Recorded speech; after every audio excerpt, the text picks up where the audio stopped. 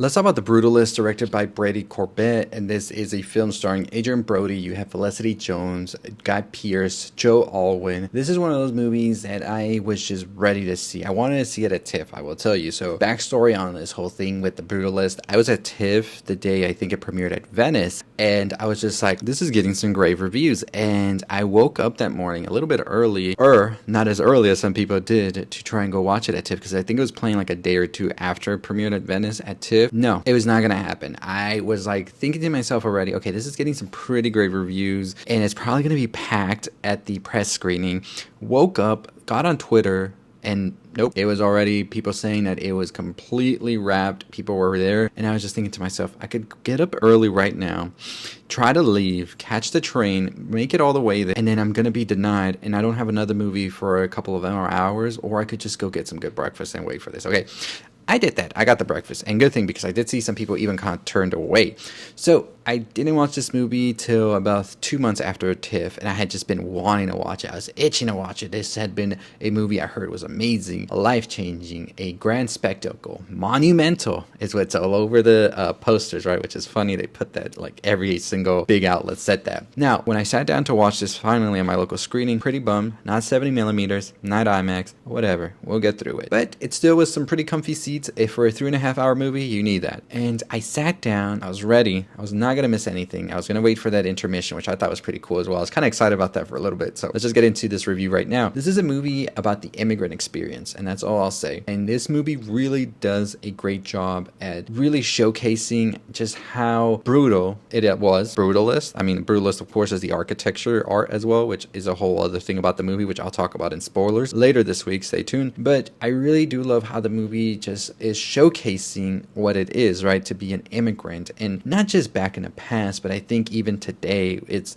such a timely movie, I think, as well, about how people see immigrants as other, as a whole other thing, and don't realize there's like a whole person there as well. And I think the way that Adrian Brody plays this character of László, it is just such a very layered and complex like character, and you really feel a lot about what's going on here. And I think Felicity Jones is one of the best performances of the whole year. I think she has the best performance in the whole movie, in my honest opinion. Felicity playing Erzsébet is just a very, very like tortured character is all I'll say. That's the best way I can describe it. Immediately as she is on the screen, I wanted to cry. There's just such an emotion that she's able to convey with her face and the way she moves. It is just such a beautifully drawn out performance that, and I don't mean drawn out in a bad way. Like, I mean, like, the more the movie progresses, the more this comes out, and it's just beautifully done in a slow way, which is good in this movie. And I just don't know how to explain her performance. It's really amazing, honestly. By the end, I was just so captivated by it.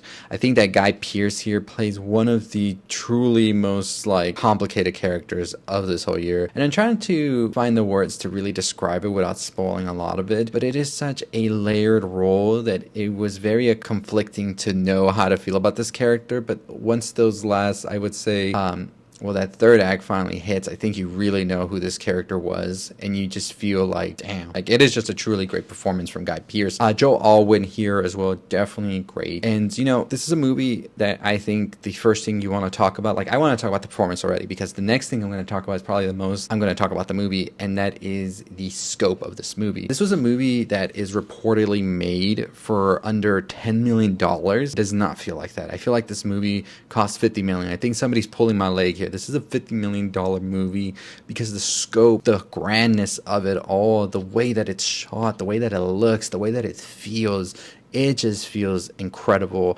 And now I'm thinking to myself, there's no way these other movies cost over $50 million to make, right? Because there is just something that Brady was able to do amazingly with his budget, and whether that's a whole thing with really taking care of what he's making, really making sure they get everything right, they don't waste any more money and things like that.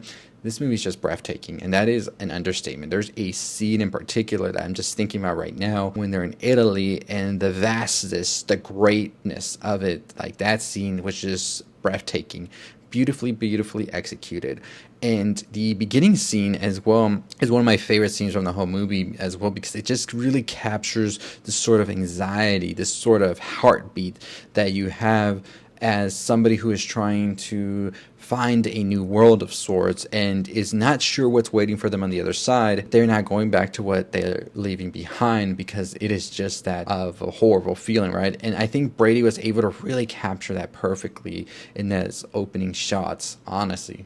Beautifully done. And you know, I've never watched any of the Brady's films, and I've heard that the other film he did, Box Locks, is really great, so I'm definitely going back to that one and getting ready to rewatch The Brutalist before award seasons.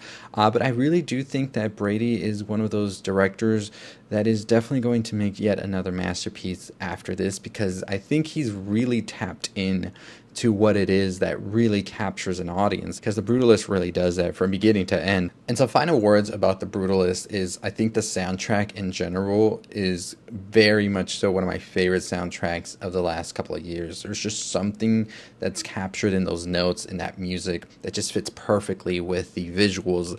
That's something I always love to see, is do the visuals, does the audio and all of that really syncs together to make something truly special, and that is definitely something that I truly feel it does. So overall, amazing performances, especially from Felicity Jones, Adrien Brody, and Guy Pearce. What a magnificent trio, honestly. Like, they are able to evoke all of these different emotions, these very conflicting thoughts, into such a force, and it is just beautifully seen on screen.